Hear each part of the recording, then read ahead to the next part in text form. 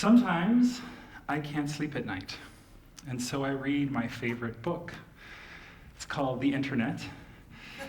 I don't know if you read it before, and that is how I found myself at 3 o'clock in the morning reading the diary of an 18th century sea captain.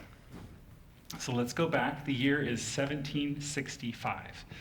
Commodore John Byron is attempting the first circumnavigation of the globe for the British Navy, and it's not going well. Even though he's rounded the tip of South America, he's sailing across the infinite blue Pacific Ocean at the speed of a child's bicycle. And no sight of land. His crew are sick, they need food, water, and a place to rest. And then, one day, he spots an island. And he describes it as a beautiful island with clean white sand and cool shade and green coconut trees. And he approaches it, but he finds that the coral is too shallow. He can't land there. And what's worse is that the beach is full of natives with 16-foot-long spears. So he leaves and sails to the next island, but the same thing.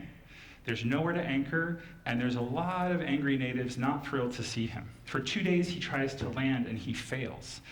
And finally, when the islanders try to swamp his longboat, he fires a 9-pound cannonball over their heads and then leaves, literally, with a bang. Depressed, forlorn, he sails away forever and writes in his captain's log what happened, and he marks on his new map of the world these islands, and he names them the Islands of Disappointment. So let's review. A stranger attempts to come to shore. He fails to engage or understand the locals. He captions their entire society with a single emotion, disappointment. And for 254 years, that name sticks. Now, as a professional traveler, when I read about a place called the Disappointment Islands, I have to go there. How can you not? And I did. And it is not easy to get to the Disappointment Islands. It is halfway between New York and Australia. But I went there. And Te Poto is not an easy place to get to. You go to Tahiti first, then you take the plane across into the Tuamotu archipelago. And finally, I reached Napuka, and because I wanted to follow Byron's journey as closely as possible, I arrived unannounced. And because of that, I was forced to stay for 8 days. And you take a small boat across the open ocean to get to Te Poto, which is even smaller. And Byron was right. It's a beautiful island. The sand is clean and white. There's green coconut trees. The coral is sharp and shallow, and there's nowhere to anchor a boat, which is why these islands have remained undisturbed for so long. Also, Byron's one-word Yelp review, disappointing, did not help put it on the map. But Te Poto is only about 1 square mile, so it's the size of this campus, and only 40 people live there. And even though I showed up without an invitation, they were so warm and welcoming to me. They shared everything, their coconuts, their fish, their precious drinking water, and in return, I tried to be a good tourist.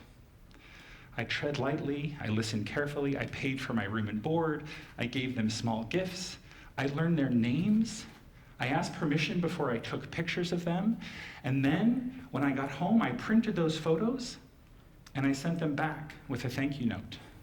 These are basic travel manners. Now,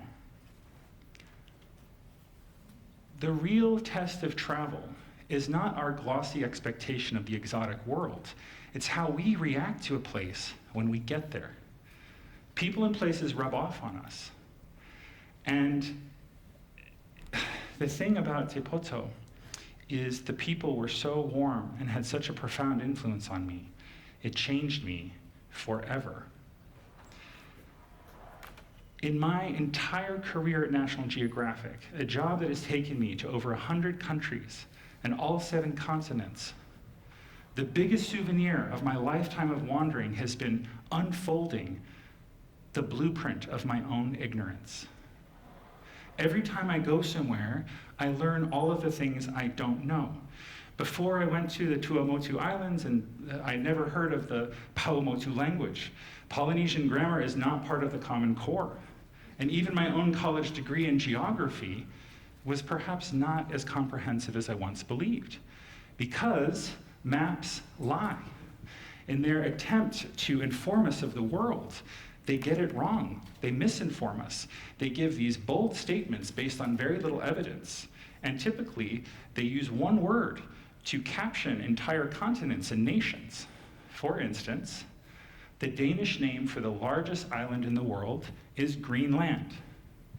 But the Inuit name is Kalaallit Nunaat, which means land of the people. The Sami in the Arctic take their name for the word for land, whereas the rest of Scandinavia ones call them Lapland, meaning Northland. The Berber of Morocco get their name from the Greek barbar, which is a derogatory onomatopoeia for speaking gibberish. It's where we get the word barbarian. But the Berber call themselves Amazigh, free man. And the name China comes from the Indian Sanskrit Chin, but the Chinese name for China means Middle Kingdom or Central Nation. We are ethnocentric.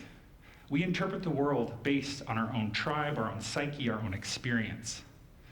And in the colonial era, we tended to define the whole world on how we could exploit it. The Gold Coast, Côte d'Ivoire, the Spice Islands, even Brazil, named for the wood that we chopped down and sent back to Brazil.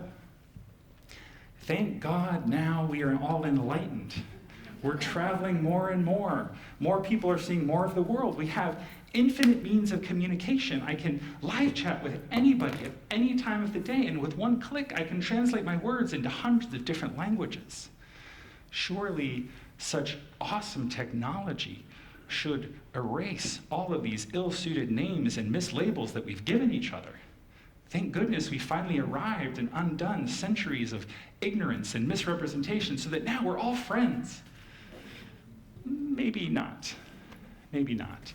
Because just like Byron embarked on his journey around the world with high hopes and unshackled preconceptions of what lie ahead, we all seek validation, whether we're traveling or online. We like to be right. And we always find it. We LOL with the people we agree with, and we pwn our enemies with insults that we would not speak out loud in public.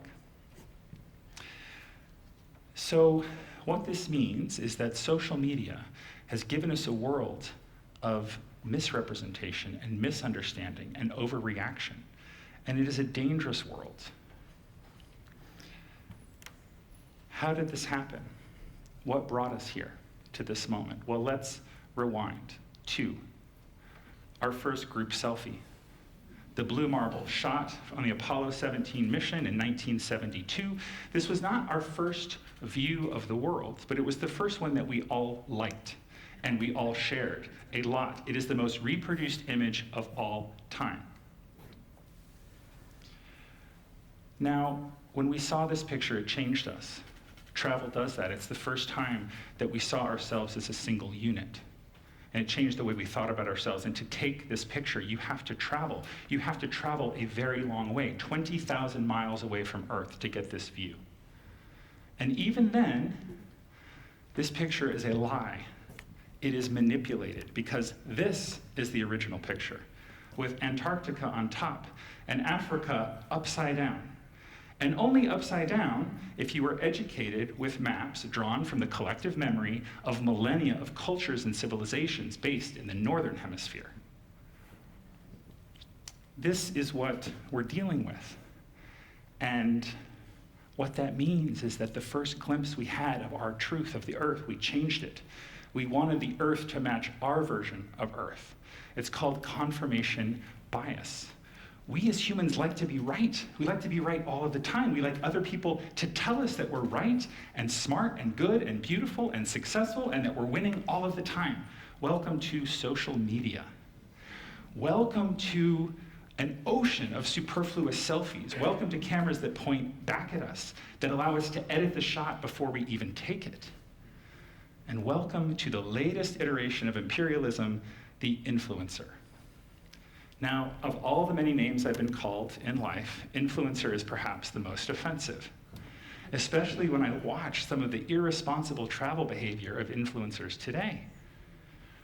It bothers me. I take it personally because for me, travel is sacred.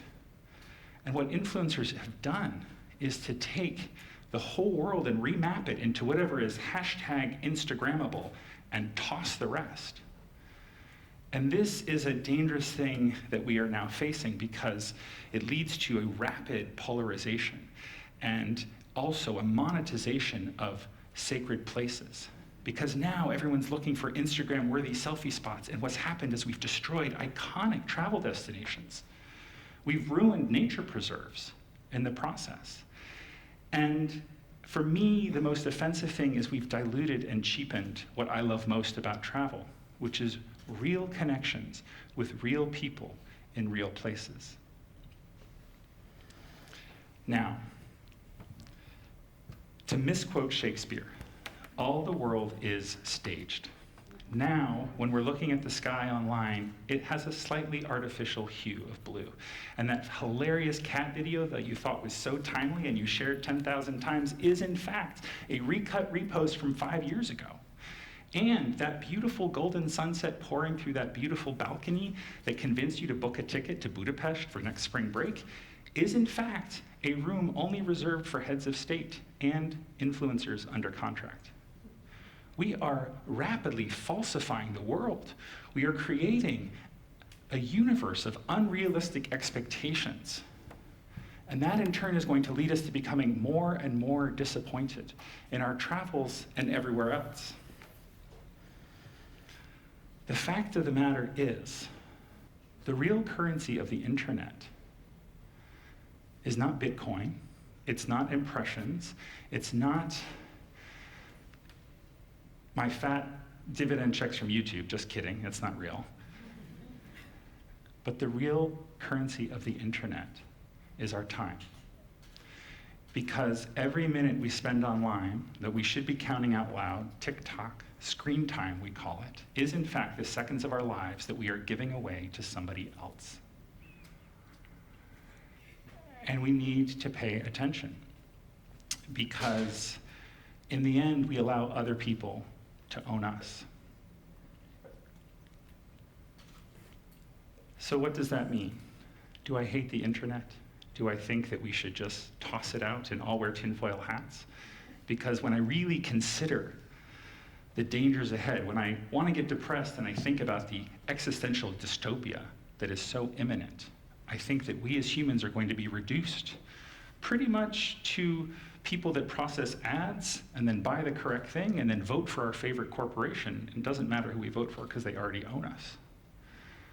But I'm not a Luddite. I love the internet, remember? It's my favorite book. It's what I read when I'm up at night. I'm not here to preach at you and say, disconnect, get offline, go outside, be present, because you've already heard all of that, and it's too late. We're already part of the matrix, yo. Here we are. So, what I really want to say is what if? What if we were less concerned about becoming influencers and a little more discerning about the influences that we let into our lives? What if we paid closer attention to who was drawing our map of the world? And what if occasionally we said no thank you, unsubscribe? Algorithms are not equated to a moral compass. Rather than chasing impressions, we should be striving to make good impressions, and we should protect our sensitivity as humans to feel impressed. This is what makes us human. The sad fact is that selfie culture has made us less self-aware. All of the complexity and color and beauty of the world and all of the astonishing cultures that we have, all of that is not a backdrop for your social media account. It's the world, and you are a part of it. Your mind is not an app. So, log back into your primate brain, if you can remember the password, and think, who am I influencing? And who is influencing me? Byron, with the stroke of his pen, cast a certain destiny over these 2 islands in the South Pacific forever. And in return, these 2 islands haunted him. This beautiful paradise where he failed to connect. And I like to imagine that he learned something from that. He learned his lesson, and he passed it on to his son, and he passed it on to his son's son, the far more famous Lord Byron, the romantic poet Lord Byron, who loved to travel and went to Italy and wrote, "I live not in myself, but I become all that is around me." We become the things and people that surround us, in travel and online. It's why we need to pay attention. So what do we do about it? How do we combat this attack on our own brains, on our own humanity? The way we do that is by traveling. And that is what I want to tell all of you today. Go and travel. Teach your children to travel with respect. Be a good host to outsiders. This is how you become a good influencer. Physical exploration is the best antidote to too much screen time. I know this from experience. I can say that. We should be taking honest photographs. We should tell interesting stories. We should share everything that is wondrous and true and inspiring, and also the things that are difficult and sad and unfashionable. Above all, we need to be open, and we need to listen to the places that we go to. We need to laugh at our mistakes. We need to correct our misconceptions. We need to attack our own ignorance and overcome it by asking questions from total strangers. And above all, we need to keep space in our life for good people. And I promise you, if you all do that, all of my fellow travelers, the map of your life will not be disappointing. Thank you.